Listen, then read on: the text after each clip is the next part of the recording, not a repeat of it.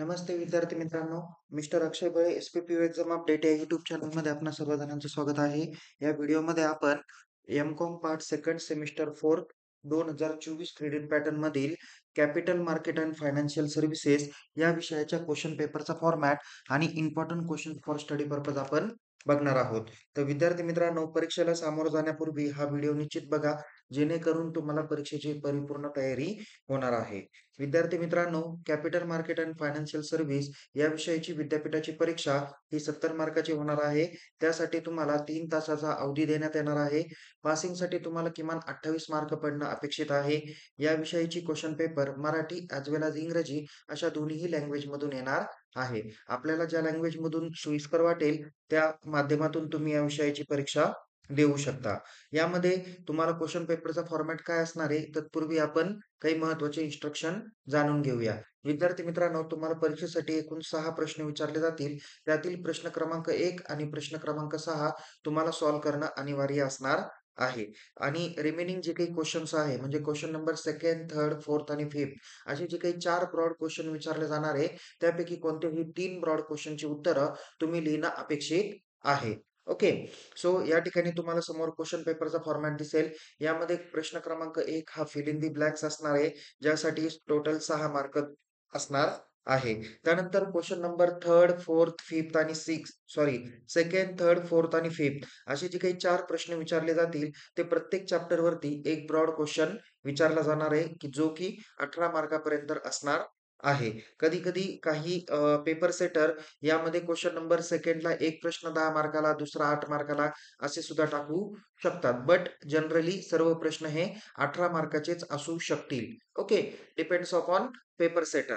पण असं नाही होणार की ते 10-8 चा फॉर्मॅट देतील. पण शक्यतो तरी 18 मार्काचाच हा प्रत्येक क्वेशनचा पॅटर्न असू शकतो. तर क्वेशन नंबर 6 हा तुम्हाला राइट शॉर्ट नोट्स असणार आहे, जो तुम्हाला कंपल्सरी सॉल्व्ह करायचा आहे. यामध्ये टोटल 4 शॉर्ट नोट्स तुम्हाला दिले जातील. त्यापैकी कोणत्याही 2 शॉर्ट नोट्सची तुम्हाला उत्तरं लिहायची आहे. त्यासाठी 10 मार्क देण्यात आलेले आहे. असे मिळून तुम्हाला क्वेशन नंबर 1 ला 6, त्यानंतर 2nd, 3rd, 4th आणि 5th मिळून 18 त्रिक 54 मार्क होतील आणि 6 आणि 54 60 मार्क होतात. तर लास्ट क्वेशन 10 मार्काला असे मिळून 70 मार्कासाठीचा हा क्वेशन पेपरचा फॉर्मॅट असणार आहे. शॉर्ट नोटचं उत्तर ॲट लीस्ट 2 ते 3 पानांपर्यंत असायला हवं. तर ब्रॉड क्वेशनचं जे काही उत्तर आहे, ते तुमचं ॲट लीस्ट 5 ते 6 पानांपर्यंत असणं अपेक्षित आहे किंवा त्यापेक्षा जास्त असेल तर वेल एंड गुड. ओके. मुद्देसूद आणि पॉइंट वाईज उत्तर असणं हे खूप गरजेचं असणार आहे. इथे मी जवळ-जवळ 10 ते 12 ब्रॉड क्वेशनची लिस्ट तुम्हाला दिलेली आहे, जी question number 2nd, 3rd, 4th आणि 5th मध्ये तुम्हाला विचारले जाऊ शकतील. याच्यातील काही प्रश्न हे तुम्हाला शॉर्ट नोट्सला पण विचारले जाण्याची शक्यता आहे. ओके. सो नंबर 1 इम्पोर्टंट महत्त्वाचा प्रश्न आहे. Define the term of capital market, state it's various functions. Okay. यामध्ये तुम्हाला दिलेलं आहे, की कॅपिटल मार्केट म्हणजे काय? म्हणजे भांडवल बाजार म्हणजे काय? आणि भांडवल बाजाराची विविध कार्य आपल्याला काय करायची आहे? स्पष्ट करायची आहेत. दुसरा प्रश्न आहे, explain in details participate in capital market. म्हणजे मग यामध्ये तुम्हाला वेगवेगळे जे काही मार्केट दिलेले आहे, त्या मार्केटची तुम्हाला डिटेल्समध्ये माहिती लिहायची आहे. ओके. त्यानंतर explain the functions of primary market. मग या ठिकाणी तुम्हाला define the term of primary market, state its function असा देखील प्रश्न विचारले जाण्याची शक्यता आहे. म्हणजे प्राथमिक भाग बाजार म्हणजे काय? किंवा प्राथमिक बाजार म्हणजे काय? आणि प्राथमिक बाजाराची विविध कार्ये. सेम सेकंडरी मार्केटच्या बाबतीत आहे, की define the term of secondary market, state it's objective and function. बघा विद्यार्थी मित्रांनो, या ठिकाणी तुम्हाला कधी-कधी असं होऊ शकतं, की एक प्रश्न ब्रॉड क्वेशनला आणि एक प्रश्न तुम्हाला शॉर्ट नोट्सला विचारली जाण्याची शक्यता आहे. ओके. पण प्रायमरी मार्केट, सेकंडरी मार्केट हे जे काही मुद्दे आहेत, ते तुम्ही काळजीपूर्वक करून ठेवा. नेक्स्ट आहे 5 नंबर प्रश्न. Explain the functions and services rendered by merchant banking and underwriting. Okay. हा जो काही पुढचा चॅप्टर आहे त्यावर आधारित हा महत्त्वाचा प्रश्न आहे. पण मला वाटतं, की यामध्ये 6 आणि 7 यापैकी एक प्रश्न तुम्हाला डेफिनेटली विचारला जाईल. तो म्हणजे कोणता? की डिफाइन किंवा explain the concept of mutual fund, state its function and various types of function.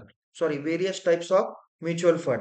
Mutual फंडचे विविध प्रकार कोणते किंवा त्याची कार्य कोणती आहे, असा देखील प्रश्न तुम्हाला परीक्षेसाठी विचारला जाऊ शकतो. नेक्स्ट आहे explain various credit rating agencies in India. Okay. किंवा क्रेडिट रेटिंग एजन्सी या नावाने सुद्धा तुम्हाला शॉर्ट नोट्स विचारण्याची शक्यता आहे. नेक्स्ट आहे need of credit rating agency. Okay. का त्याची गरज आहे? हा पण प्रश्न कदाचित शॉर्ट नोट्सला ॲज वेल ॲज ब्रॉड क्वेश्चनला विचारण्याची शक्यता आहे. नेक्स्ट आहे जो लास्ट नंबर चॅप्टरवर आधारित प्रश्न आहे तो म्हणजे एक्सप्लेन किंवा explain the backgrounds and functions of SEBI. Okay. असा पण प्रश्न विचारला जाऊ शकतो किंवा नुसतं functions of SEBI. SEBI means security exchange board of India.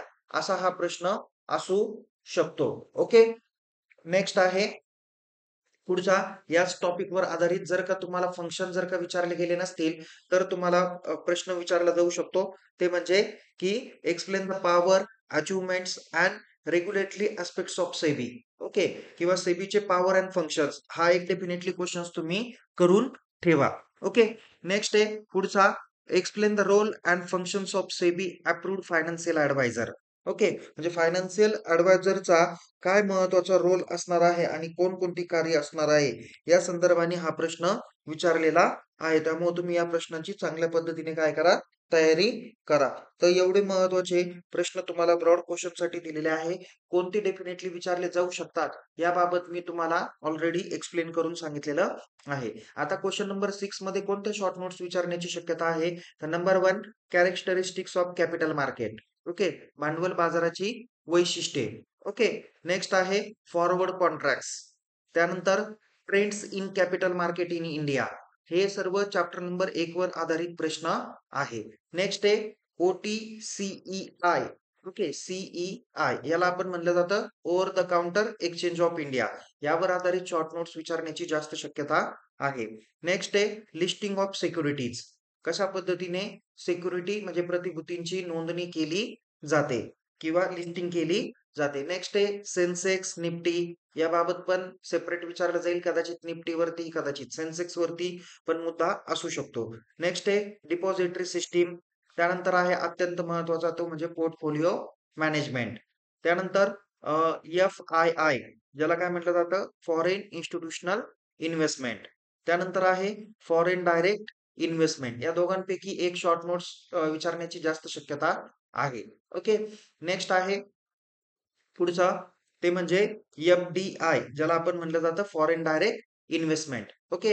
पुढचा आहे क्रेडिट रेटिंग. मी मगाशीच तुम्हाला सांगितलं की क्रेडिट रेटिंग बाबतीत सेपरेट शॉर्ट नोट्स विचारण्याची शक्यता आहेतच. नेक्स्ट आहे investor education and redressal mechanism by SEBI. नुसतं कदाचित इन्व्हेस्टर एज्युकेशन असा पण एक प्रश्न येऊ शकतो.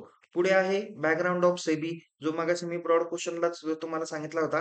पण कदाचित नुसतं शॉर्ट नोट्सला पण येऊ शकतं किंवा शॉर्ट नोट्सला त्याचे पॉवर येऊ शकतात, फंक्शन्स येऊ शकतात. जर ब्रॉड क्वेश्चनला नाही विचारलं तर शॉर्ट नोट्सला जास्त विचारण्याची शक्यता आहे. नेक्स्ट आहे recent changes and emerging trends. Okay.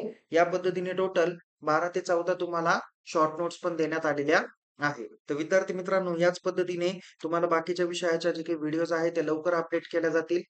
आपण आपल्या या YouTube चॅनलला सबस्क्राईब करा. अधिक माहितीसाठी आपल्या Telegram चॅनलला सहभागी व्हायला विसरू नका. पुन्हा भेटूया एका नवीन विषयासह, नवीन व्हिडिओसह.